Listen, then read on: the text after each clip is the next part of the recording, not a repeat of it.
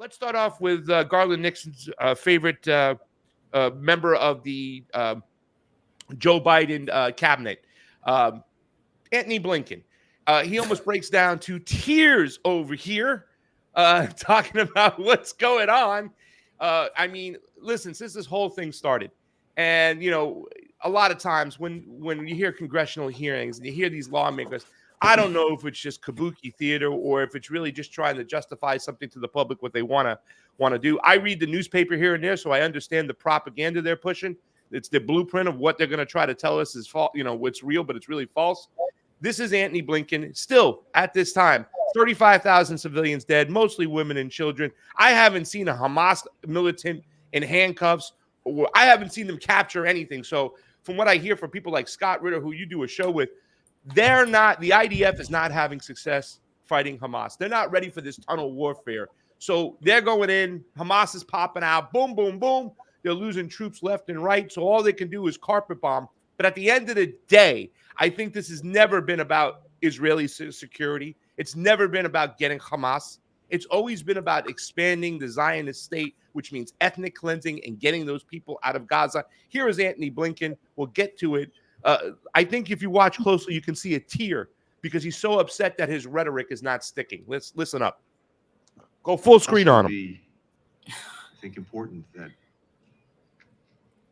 so much of the understandable passion, volume up, outrage, and anger directed at Israel for the plight of Palestinian civilians in Gaza, some of that might also be reserved and directed for Hamas. It remains astounding to me that the world is almost deafeningly silent when it comes to Hamas. We would not be where we are had they not chosen to engage in one of the most horrific acts of brutality and terrorism on October 7th. And had they then, having done that, not refused these many, many months to get out of the way of civilians, to stop hiding behind them, to put down their arms, to release the hostages, to surrender. Where's the outrage there? I don't know about you, Garland, but this has to be the worst administration, foreign policy-wise, ever. And the argument that everything started on October 7th. Yeah, I mean, we can go back to 1948. We can go back to 2014. It's almost like their same rhetoric when it comes to the Russian-Ukrainian situation. They want you to believe that everything started with the Russian military actions just recently. They don't want to go back to what happened in 2014. They don't want to go back to 1991 since we've been, trying to force color revolutions. Let's get big screen on Garland and get his opinion about what he heard here from Anthony Blinken and his push.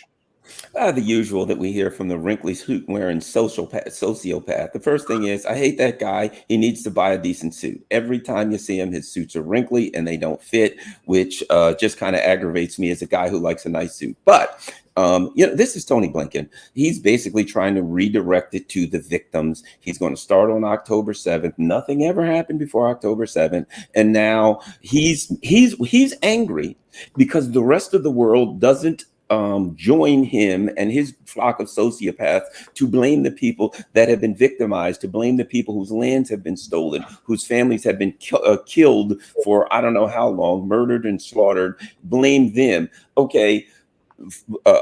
He doesn't even take into account that when he talks about the terrible thing that happened on October 7th, that a huge number of the Israelis that were killed were actually killed by the Israeli government. So he doesn't bring any of that up because here's the truth, because he doesn't care.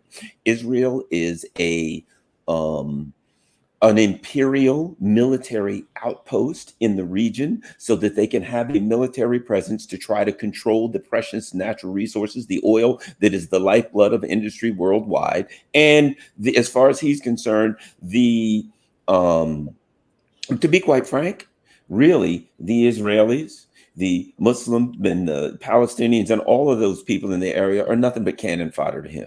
This is just a chess game for the Biden administration, just like in Ukraine. No matter how many Ukrainians die, no matter how many Israelis die, no matter how many people in the region died. They don't really care. It's all a chess game. These people are sociopaths. And if the Israelis were wise, they'd realize that the worst thing that could happen to them, the United States is on their side. Really, they hate Benjamin Netanyahu. He's the worst thing that ever happened to Israel, and he's in power. Why? Because the United States keeps him in power. The United States isn't even a friend to Israel. They're the worst possible thing that could ever happen to Israel. Israel has Stockholm syndrome in that they're doing evil things, and they are worshiping and aligning themselves with people who are facilitating the destruction of Israel.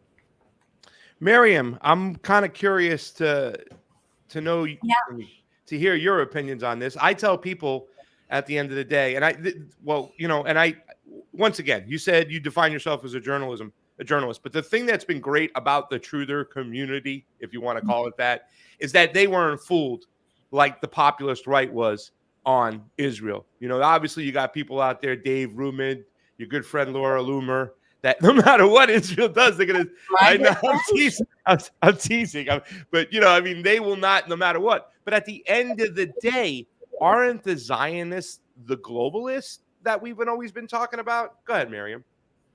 So one, who created Hamas? To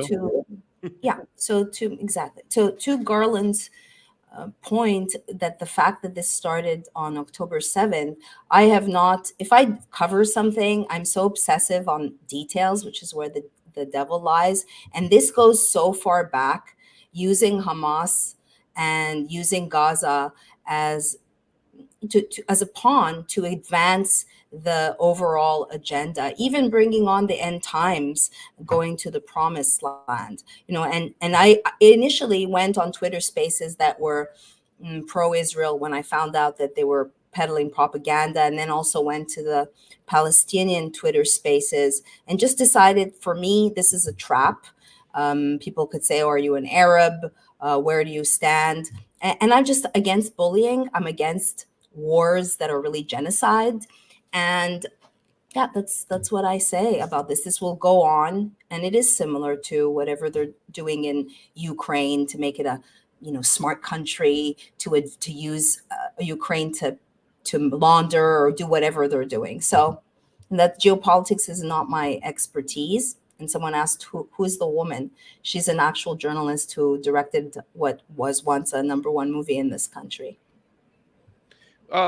Garland, Marayam brought up something very important that a lot of us geopolitical nutbags talk about all the time, is that Hamas was started by Israel.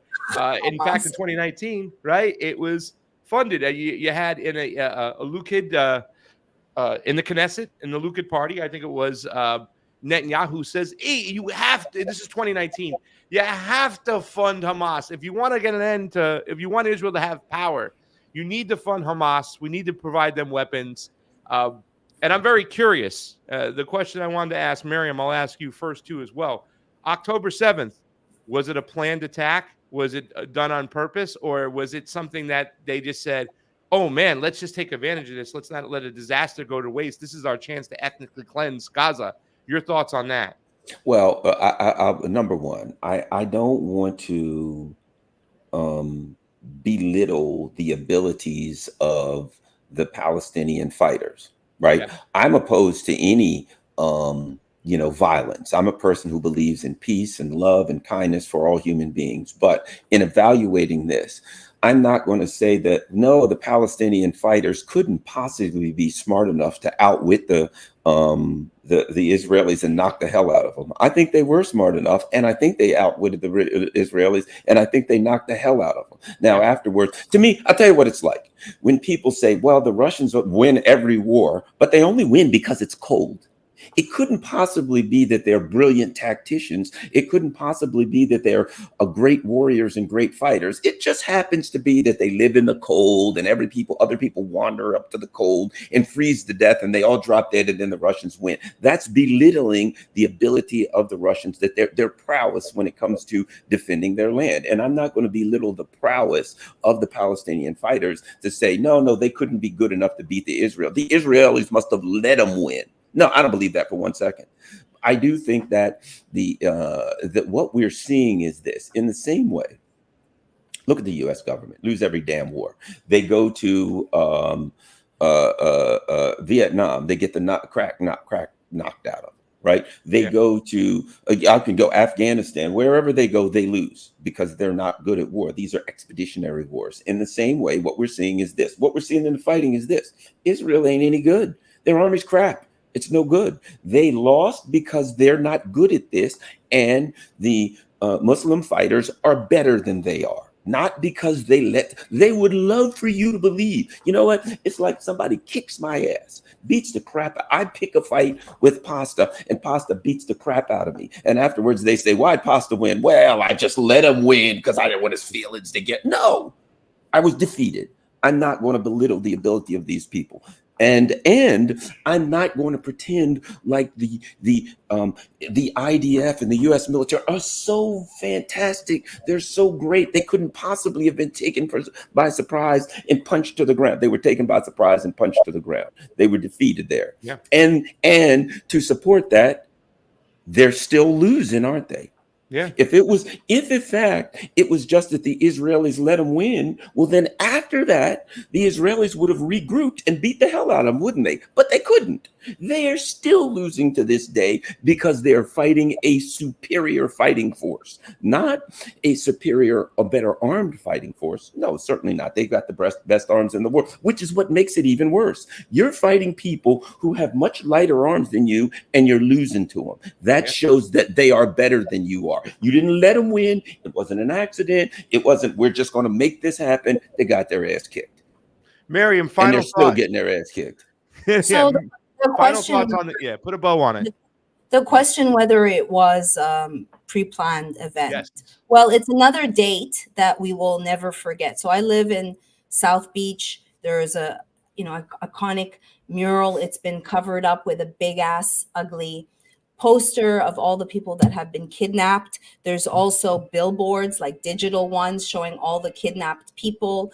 Again, when you play perpetrator and victim, you kind of have an advantage. Yeah. That's my little bow. That's a perfect way to end the segment. Jamie, make sure we have that clipped up, that last little bit that she says, that little trinket there, that little nugget of beautifulness. Thank you so much, guys. Very interesting to hear about that. Listen, I'm just keeping my eyes peeled to what's going to happen over the next several days. Obviously, Israel, no matter how hard they try, they also have the roaming billboards over there in South Beach where they're driving around a truck and it's just a billboard of all the people missing, whatnot.